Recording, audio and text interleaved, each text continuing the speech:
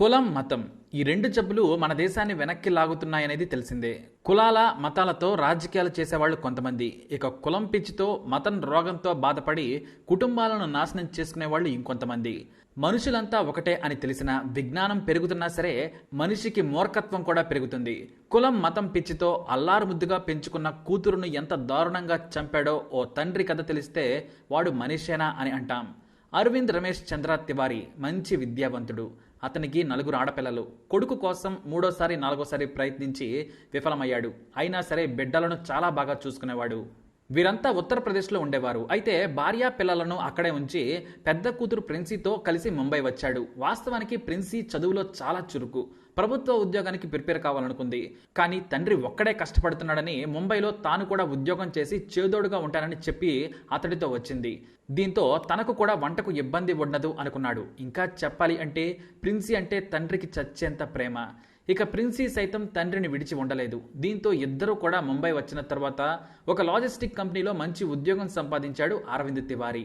ఇటు కూతురు కూడా ఒక కాల్ సెంటర్లో ఉద్యోగం వెతుక్కుంది. ఇద్దరూ కలిసి నెలకు 80,000 సంపాదిస్తున్నారు. ఇద్దరూ 25,000 ఖర్చు పెట్టుకుని మిగతాదంతా కూడా వెనకేసేవారు. ఇలా హాయిగా ఇద్దరూ గడుపుతూ ప్రతిరోజు ఇంటికి ఫోన్ చేసుకుంటూ మాట్లాడుకుంటూ ఆనందంగా ఉంటూ ఉన్నారు. ఇక మరో ఏడాది బాగా కష్టపడి సంపాదించి ప్రిన్సీ పెళ్లి చేయాలనుకున్నాడు అరవింద్. అయితే తనతో పనిచేసే ఒక ముస్లిం యువకుడితో ప్రేమలో పడింది ప్రిన్సీ. ఆ విషయం తండ్రికి తెలియడానికి ఏడాది సమయం పట్టింది. ఒక రోజున తన పని తొందరగా ముగియడంతో కూతురును బైక్పై తీసుకొద్దామని అరవింద్ ఆమె పనిచేసే కంపెనీకి వెళ్ళాడు. కానీ అతను కంపెనీ లోనికి వెళుతుండగానే ప్రిన్సీ తన బాయ్ ఫ్రెండ్తో బైక్పై వెళుతుంది. ఇక ఆమె కూర్చున్న విధానం, తన బాయ్ ఫ్రెండ్ను పట్టుకున్న సీన్ చూసి అర్థం చేసేసుకున్నాడు. తన కూతురు వేరే వ్యక్తి ప్రేమలో ఉందా అని గ్రహించాడు. ఆ వ్యక్తి హెల్మెట్ పెట్టుకుని ఉన్నాడు. తన కూతురు ప్రేమిస్తున్న వ్యక్తి ముఖాన్ని సరిగ్గా చూడలేదు. అయితే అరవింద్ తన కూతురు విషయంలో ఏమాత్రం తొందరపడలేదు. ఒకవేళ కేవలం అతడు అన్నయ్య లాంటి స్నేహితుడేమో అని కూడా అనుకున్నాడు. ఎందుకంటే తన కూతురు తనకు తెలియకుండా ఇలాంటి పని చేస్తుందని కలలో కూడా అనుకోలేదు తివారీ. వారం తర్వాత ఆమె ఫోన్లో తెగ మాట్లాడుతుంటే గ్రహించాడు. ఇక తన మనసులో కల్లోలానికి ఫుల్ స్టాప్ పెట్టేందుకు కూతురుని నిలదీశాడు తివారీ. ఇటు ప్రిన్సీ కూడా భయంగానే ఏమాత్రం దాచకుండా ఒక వ్యక్తిని ప్రేమిస్తున్నాను అని చెప్పేసింది. అతడినే పెళ్లి చేసుకుంటానని కూడా భయంతో చెప్పినా మనసులో మాటను బయట పెట్టేసింది ప్రిన్సీ. ఇక తివారీ ప్రిన్సీ ప్రేమించిన విషయాన్ని కాస్త జీర్ణించుకున్నాడనే చెప్పాలి. ఎందుకంటే అతడికి ఏమాత్రం మొదట కోపం రాలేదు.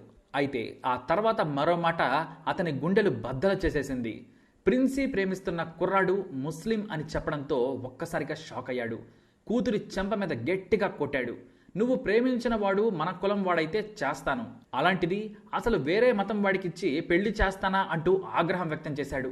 దీంతో చిన్నప్పటి నుంచి అల్లారు ముద్దగా ఉన్న ప్రేమలు ప్రిన్సీ ప్రేమ కారణంగా పటాపంచలైపోయాయి. కూతురు మొహం చూడకుండా నిద్రలేవని తండ్రికి ఇప్పుడు ఆ కూతురు మొహమే చిరాకు పుట్టిస్తోంది. నాన్న అంటే పడిచచ్చే ప్రిన్సీ ఇప్పుడు తండ్రిలో విలన్ని చూస్తోంది. ఇద్దరూ వారం పాటు ఇంట్లో ముభావంగానే గడిపారు. చివరిసారిగా అతన్ని మరిచిపోమని కోరాడు తివారీ. కానీ ప్రిన్సీ అసలు వినిపించుకోలేదు. నువ్వు ప్రేమ అని వేరే మతం వాడిని చేసుకుంటే నేను మన బంధువుల్లో తలెత్తుకోలేను. మన ఊళ్ళో మన స్థాయి ఏంటో తెలుసు కదా. మనం అగ్రకులానికి చెందిన వారం. మన ప్రెస్టేజ్ పోతే తిరిగి రాదు. అది మన ప్రాణం కంటే విలువైనదని కూతురిని బెదిరించాడు.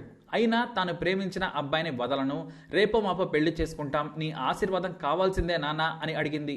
నేను చంపనైనా చంపుతాను కానీ చావనైనా చస్తాను కానీ మీ పెళ్లికి నేను మాత్రం ఒప్పుకోను అనేశాడు. దీంతో అలా ఆర్గ్యుమెంట్ జరుగుతూనే ఉంది.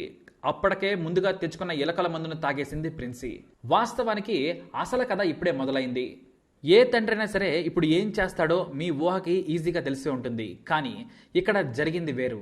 తన ఎదురుగానే ప్రిన్సీ విషం తాగి నురగలు కక్కుతూ గిలా గిలా కొట్టుకుంటున్న కుర్చీలో కూర్చున్న తివారీ చూస్తుండిపోయాడు. కూతురి ప్రాణం కంటే కులం గొప్పది, మతం ఇంకా గొప్పదనుకున్నాడు. దాదాపు పావుగంట సేపు విలవిలలాడి ప్రాణాలు విడిచింది ప్రిన్సీ. కానీ తన తండ్రికి చెప్పకుండా పెళ్లి చేసుకోనని తన బాయ్ ఫ్రెండ్కు 100 సార్లు చెప్పింది ప్రిన్సీ. మా నాన్నను మోసం చేసి వదిలి రాను, ఏదో ఒక రోజు ఒప్పుకుంటాడు, మా నాన్నకు నేనంటే చచ్చేంత ప్రేమ అని తన బాయ్ ఫ్రెండ్కు చెప్పుకుంది ప్రిన్సీ. కానీ అదే నాన్న చస్తున్నా దగ్గరకు రాలేదు. కేవలం చస్తానని బెదిరిస్తేనైనా మనసు మార్చుకొని తండ్రే ప్రేమించిన వాడికి ఇచ్చి పెళ్లి చేస్తాడని అమాయకంగా నమ్మేసింది ప్రిన్సీ. కానీ ఆ తండ్రికి 21 ఏళ్ల ప్రేమకు గాను కులం, మతం అనే దయ్యం పట్టింది. ఇక కూతురు చనిపోయిందని నిర్ణయించుకున్నాక ఆ కసాయి మనసు ఇంకా దిగజారిపోయింది. చివరి క్షణంలోనైనా కాపాడుకుందామని తివారీ అస్సలు అనుకోలేదు. ఆసుపత్రికి తీసుకెళ్లి నా చిన్నారిని బ్రతికించుకుందాము అని అస్సలు అనుకోలేదు. అతని గుండె బండరాయిగా మారింది. మానవత్వం మంటగలిసింది. పుట్టినప్పుడు అందరికీ చెప్పుకుని మురిసిపోయిన ఆ తండ్రి అదే కూతురు చావుకి కారణమయ్యాడు. ఆ మరణాన్ని చూస్తూ కసాయిగా మారాడు.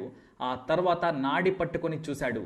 కూతురు చనిపోయింది అని నిశ్చయించుకున్నాడు. కానీ ఆ తర్వాత కూడా ఏం చేయాలా అని ఏమాత్రం ఆలోచించలేదు. కసాయి బడిలానే ప్రవర్తించాడు. అల్లారు ముద్దుగా పెంచుకున్న బిడ్డను 4 ముక్కలుగా నరికాడు తివారీ. 2 ముక్కలను ఒక బ్యాగులో వేశాడు.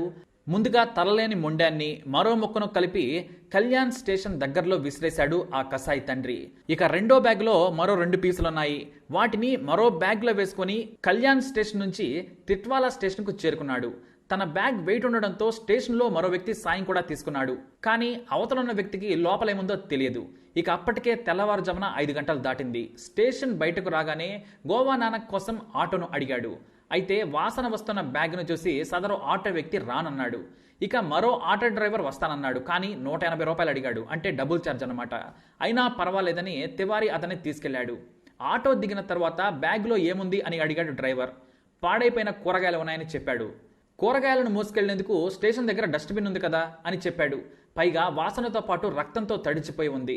లేదు, నాకు అనుమానంగా ఉంది, ఓపెన్ చేయమని డ్రైవర్ తివారీని అడిగాడు. నీకివన్నీ ఎందుకు, డబ్బులు తీసుకోమని చెప్పాడు తివారీ.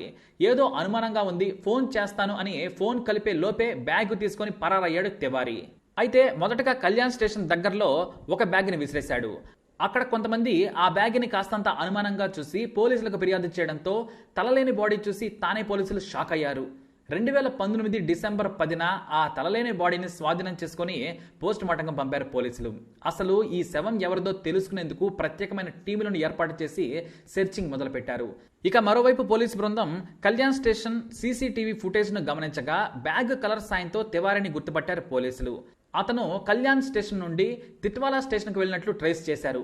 అక్కడే ఆటో డ్రైవర్ పోలీసులకు సదరు బ్యాగ్ వ్యక్తిని చూశానని చెప్పడంతో 10 గంటల తర్వాత మిగతా బాడీస్ను ఉన్న బ్యాగ్ను కూడా పట్టుకున్నారు పోలీసులు. సీసీటీవీ ఫుటేజ్ని మీడియాలో ప్రసారం చేయడంతో తివారీ పనిచేసే కంపెనీ పోలీసులకు సమాచారం ఇచ్చింది.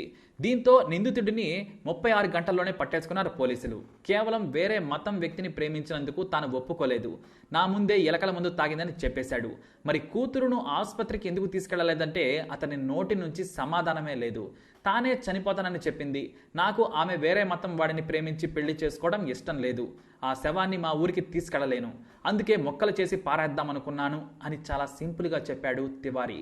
ఇంకా చెప్పాలి అంటే, ప్రేమించిందని కన్న కూతురిని చంపుకుంటావా, ఇదేనా నీ చదువు నీకు నేర్పిందని ఉన్నతాధికారులు చీవాట్లు పెట్టి కోర్టులో సబ్మిట్ చేశారు. ఎప్పటికీ జైల్లోనే ఉన్నాడు తివారీ. కరోనా కారణంగా కేసు వాయిదాల మీద వాయిదాలు పడుతూనే ఉంది. అయితే తన కూతురిని చంపి అరెస్ట్ అయ్యాడని టీవీలో చూసే వరకు కూడా తివారీ ఫ్యామిలీకి తెలియకపోవడం ఈ కేసులో మరో ట్విస్ట్. తన పిచ్చి నిర్ణయం కారణంగా భార్య, 3 ఆడపిల్లలు ఇప్పుడు రోడ్డున పడ్డారు. వారు చిన్న చిన్న ఉద్యోగాలు చేసుకుంటూ బ్రతుకుని వెళ్లదీస్తున్నారు. ఇది ఓ కసాయి తండ్రి కథ. మరి ఈ తివారీని ఏం చేయాలి? చదువుకున్న మూర్ఖుడు అనాలా, లేదా ఇంకేదైనా శిక్ష వేయాలా? మీరే చెప్పండి. మీ అభిప్రాయాన్ని కమెంట్ ద్వారా తెలియజేయండి. పిల్లలన్నాక తప్పులు చేస్తుంటారు, ఆలోచించాల్సింది పెద్దవాళ్లే. మరి ప్రిన్సీ విషయంలో మీరేమంటారో అనేది కూడా తెలియజేయండి. వీడియోని లైక్ చేయండి, షేర్ చేయండి, మా ఛానల్ని సబ్స్క్రైబ్ చేసుకోండి.